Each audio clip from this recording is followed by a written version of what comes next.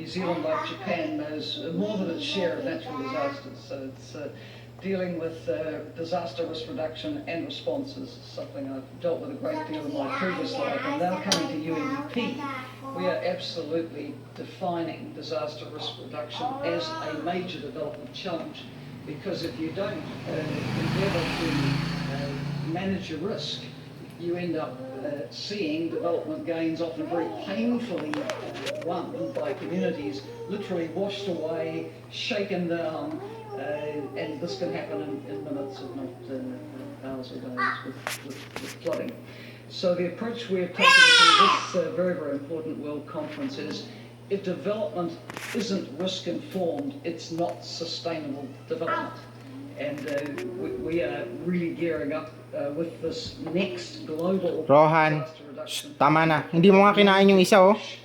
Tapos magbabalot ka ulit ng isa? Wide range of development countries we're working to really maximize production. I think, MC Sato, your figures in your opening statement say it all. All the money spent around the disaster area, 70% on response, 20% on recovery, 10% on prevention.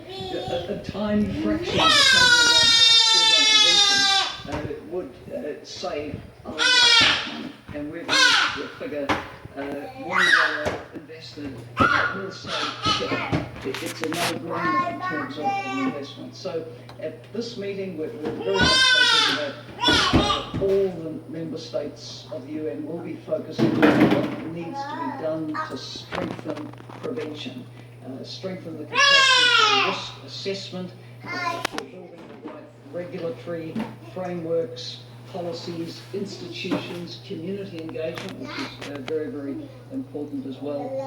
And that's a response to climate science, but also a response to the pattern of development, which means that we're putting more and more people at risk in coastal cities and in low-lying areas, and that is something that we have to respond to. So unfortunately, we are in the business of disaster risk management, disaster risk and resilience investment, and that is going to be a growing part of our business. I say unfortunately because I don't think that we've got to the point yet where every community has the resources that it needs to be able to withstand these shocks and to be able to build back better. But I think that what is really critical is that we continue to shift this debate into why it makes sense to invest now, because you will save